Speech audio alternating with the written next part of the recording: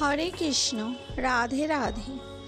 ভগবান শ্রী রামচন্দ্র এই পৃথিবীতে অবতীর্ণ হয়েছিলেন একজন আদর্শ রাজার দৃষ্টান্ত স্থাপন করতে এবং শিক্ষা দিতে।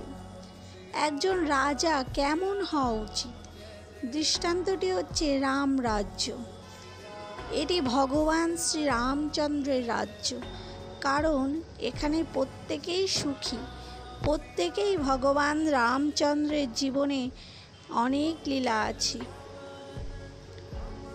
একজন ভগবান রামচন্দ্রের কাছে এসেছিলেন, কারণ সেই সময় এখনকার মতো আদালত ছিল না। সে আদালতে গিয়ে ফি সমেত আবেদন করবে, তারপর 6 বৎসর পরে রায় দেওয়া হবে। সেটা সেরকমই ছিল না, কারণ কোনো অভিযোগ থাকলে রাজা রামসভায় বসে তা শুনতেন এবং নাগরিকদের রাজার কাছে যেতে দেওয়া হতো। তারা সেখানে অভিযোগ স্থাপন করতেন, কারণ প্রকৃতপক্ষে কোনো অভিযোগ ছিল না। প্রত্যেকেই সুখী ছিল। অভিযোগগুলি খুবই ক্ষুদ্র ছিল। একজন রামচন্দ্রের কাছে এসে অভিযোগ করল, হে রাজন, আমার পুত্র মারা গেছে। কি করে এমন হতে পারে? পিতার বর্তমান থাকা সত্ত্বেও পুত্র কিভাবে মারা যেতে পারে? আপনার শাসনে কি কোনো ত্রুটি আছে? শুধুমাত্র দেখুন, অভিযোগটি হলো, কেন আমার পুত্র আমার আগে মারা গেল? এটি অস্বাভাবিক। সুতরাং সেই সময় কোনো কিছু অস্বাভাবিক ঘটতো না। রাজা এমনকি তীব্র শীত, তীব্র গরমের জন্য দায়ী থাকতেন।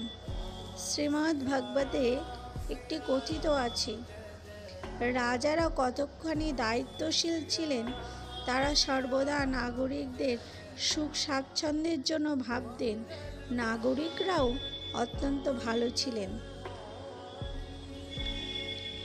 সুতরাং জনসাধারণ রাম রাজ্যের কাঠামোর প্রতি আগ্রহশীল ছিল। এমনকি আজও কখনো কখনো রাজনীতিবিদরা রাম রাজ্য নামে দল গঠন করে। কিন্তু দুঃখের বিষয় যে ভগবান রামচন্দ্রের প্রতি তাদের কোনো শ্রদ্ধা নেই।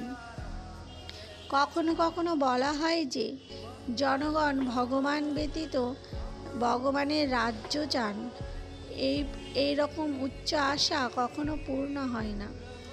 সুশাসন কেবলমাত্র তখনই সম্ভব যখন নাগরিক এবং শাসকের মধ্যে ভগবান রামচন্দ্র এবং তার প্রজাদের সম্পর্কের মতো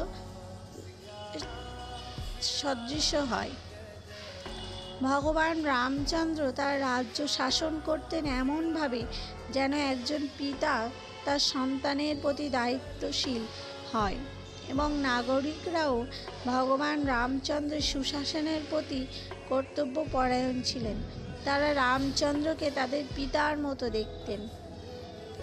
এরূপ শাসক এবং নাগরিকদের সম্পর্ক একজন পিতা এবং পুত্রের সম্পর্কের মতো হওয়া উচিত। যখন একটি পরিবারে সন্তানেরা সুশিক্ষিত হয়, তখন তারা পিতামাতার প্রতি অনুগত হয়। যখন একজন পিতা সুশিক্ষিত হয়, তখন তার সন্তানের সঠিক যত্ন নিতে পারেন। সুশাসকের অর্থ হলো যে শাসককে অত্যন্ত সজাগ হতে হবে যেন নাগরিকরা তাদের কর্তব্য সঠিকভাবে সম্পাদন করে। এটিই হলো প্রথম কর্তব্য। তাদের সর্বতোভাবে সুরক্ষা প্রদান করতে হবে। যেমন একজন পিতা তার সন্তানদের সুরক্ষা দেন, আবার একই